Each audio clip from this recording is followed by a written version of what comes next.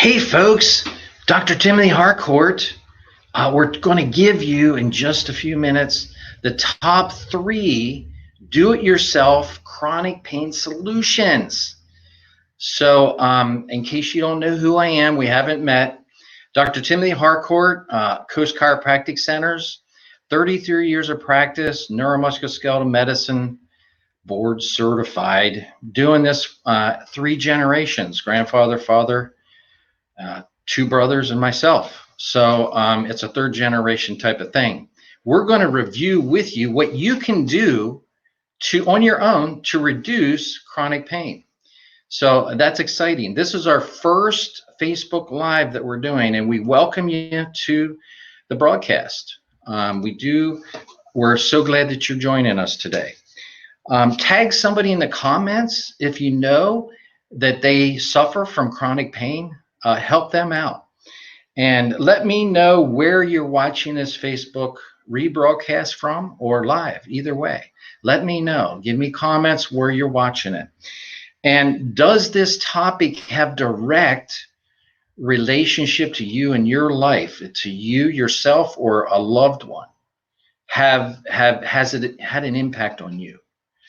In other words, is this topic something that you can relate to and that you need information on?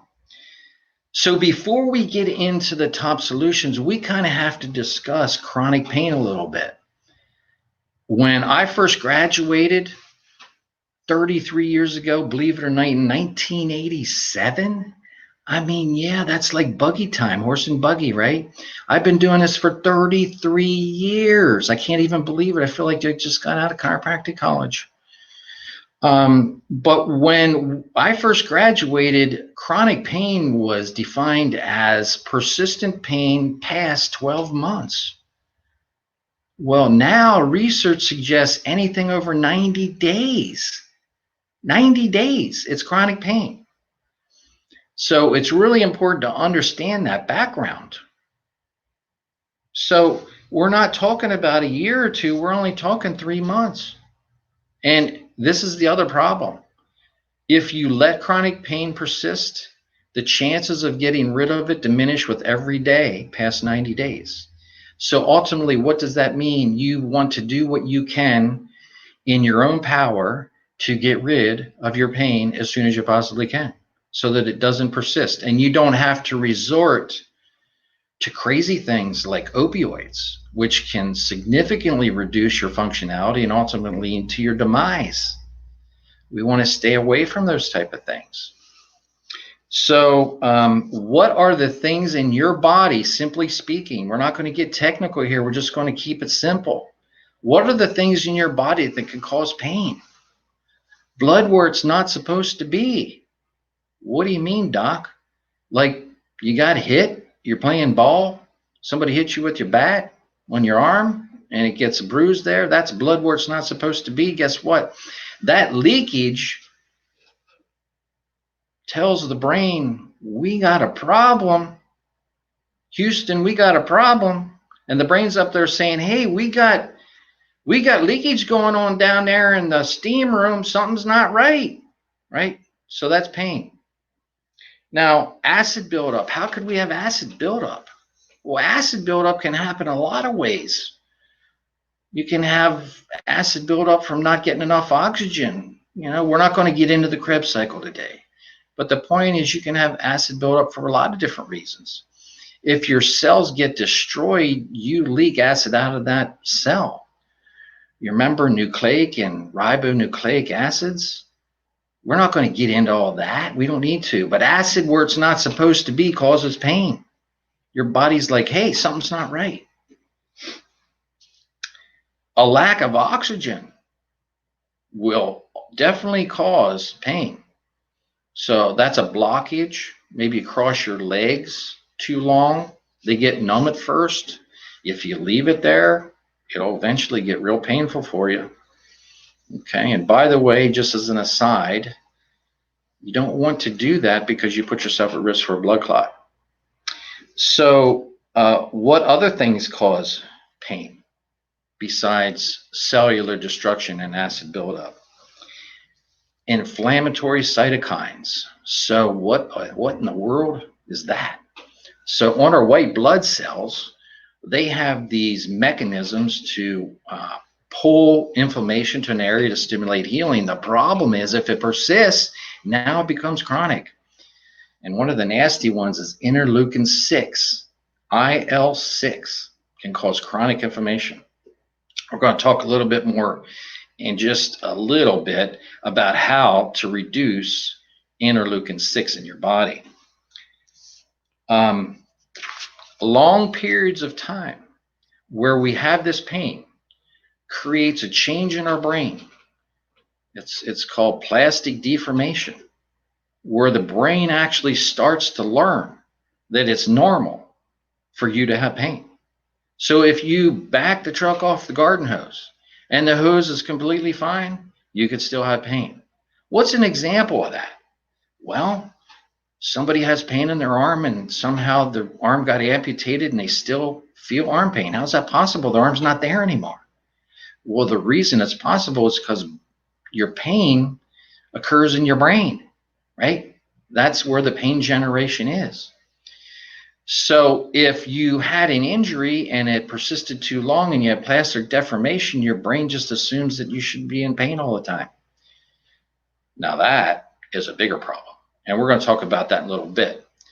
But it's not something you can't handle. It's just something that needs to be dealt with.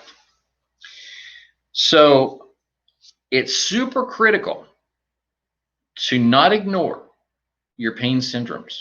When you have pain, make sure you're taking care of that so that it doesn't become chronic, so you don't have plastic deformation in your brain and then have to resort to opioids and other invasive procedures. Listen to your body.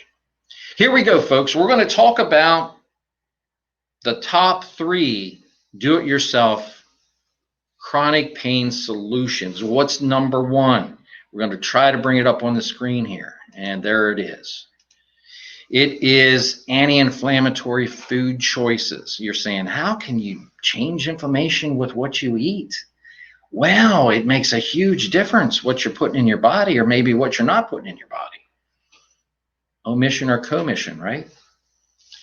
So if you're putting the right things in, that's great. But if you're not putting the right things in, that's not too good. So what are some things that reduce inflammation in the body that you can eat? Cold water fishes, fish oil, flaxseed. If you don't like animal-based omega-3, then you can go with flaxseed, and there's other ones too available. But that's a good start. The second one, non-THC CBD. Listen, you don't need dependence. You don't want the THC. You want to keep your body away from going down that road. That's the whole point of this session today, is to keep you from going down the road of chronic dependency. All right? You hear about it every day in the news. How many people are dying from opioids, right? I don't really even need to tell you. You understand that. So stay away from the THC version of CBD. Now, you can take CBD 2 main ways. One is a tincture where you put the dropper under your tongue and a prescribed amount you put there, let it absorb for 30 seconds, and what you don't absorb, you swallow the rest, and your body will make use of it. Now, it depends on your weight. It depends on the quality of the CBD. All these things make a difference in how much, and what you actually are suffering from make a difference on how much you should take. The second thing is you can get a salve that has a CBD in it, and you put that on a localized area of irritation or pain. The third thing is to do both. So you meet in the middle. When you think about it in life, a lot of times you get the best solution when you meet in the middle. So we're going to do global tincture when it's appropriate, and salve to the local. So you do global and local. Meet in the middle, get the best result. Fresh organic fruits and vegetables. I know sometimes they're expensive, right? We all know that, but it's worth the difference if you can get them, right? So that's a good place to start. And if you don't have access to organic, at least make sure that most of your diet is vegetables and fruits. Yeah, you need some protein. You just don't need it to be all protein. Cold water fishes such as mackerel, salmon, sea bass, oysters, sardines, and shrimp. We have some of the best shrimp in the world right here. Help the folks out right here that are working on these shrimp boats, going out there and bringing the best Gulf shrimp there is in the world right here. Down on the beach, go to Trico. They got great shrimp. I don't have any vested interest in the place, but it's a wonderful place to get shrimp. Avoid high saturated fatty foods, like all the stuff we like to eat that we shouldn't eat. French fries and hamburgers and cheeseburgers and pastries and pies and cakes and, just all that kind of stuff.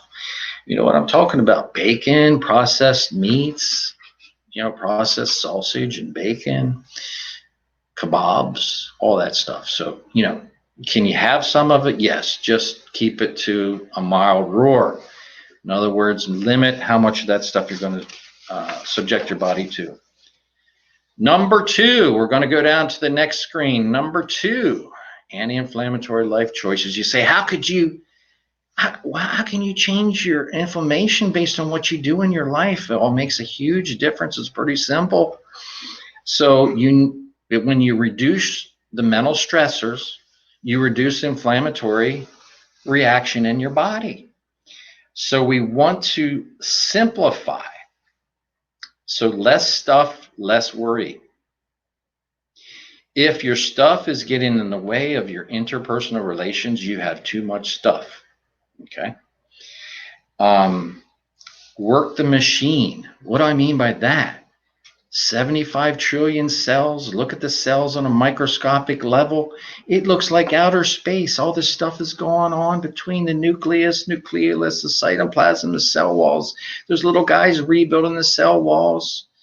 The ribosomes are in there, and you got the mitochondria as a furnace. It's so cool to see. It's like looking at outer space.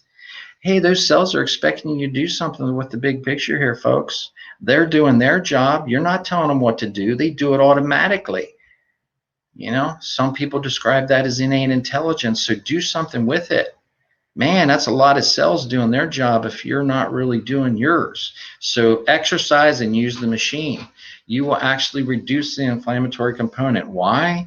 Because you'll balance out your nervous system. We tend to be on the sympathetic side as a society anyway, because it's run, get this done, get that done, right? So you help to balance out your nervous system, and that reduces the inflammatory response in your body. And then this last thing is retrain the brain. What do we mean by that? So when we talked about the truck sitting on the garden hose long enough, the brain starts to think that it's normal to be in pain all the time, so you have to retrain it. So how is that possible? Well, let's put good information into the brain. That's how you do it. So what are we talking about? Is this just like happy thoughts? Well, that's a good place to start, by the way. Positive imagery is wonderful for the body. The body goes where the brain starts. So you need to think about where you want to go in your life, the positive things. Don't just think about your challenges, then you'll draw more challenges into your life. Do something about your challenges. It's okay to be aware of the things that you need to change.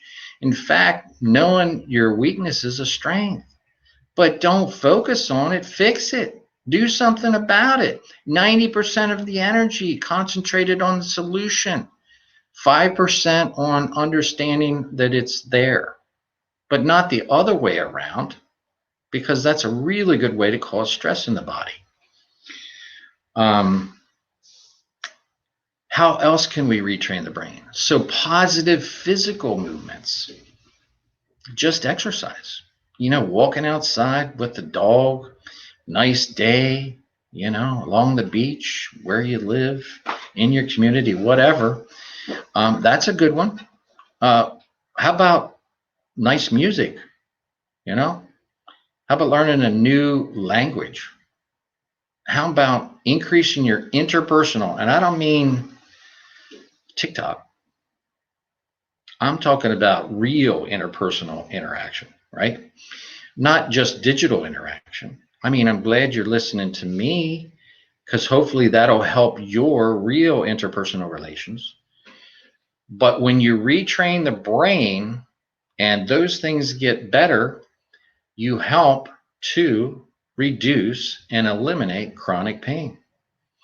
So retraining the brain is important. It could involve stretches. Stretches, some people do yoga. It's a wonderful thing, you know. Meditation, doesn't matter what your religious beliefs are. Get rooted into your beliefs, whatever that is. Research is clear that when somebody has a religion of some sort, something they believe in, a higher power, whatever you want to call it, they do better. So why wouldn't you tap into that, right? So these are some of the things retrain the brain. We went over, things to reduce chronic pain in your life. And what I'd like to know is, what topics would you like to hear in the future? Was this a topic that helps you or people that you care for? We look forward to seeing you next Thursday. Coffee with Dr. Timothy Harcourt, where we're going to chat and give you ideas to help you move your health forward. We're so glad that you were joining us today, whether on live or rebroadcast. It's so nice to see you, and we look forward to seeing you next Thursday. Signing out, it's Dr. Harcourt.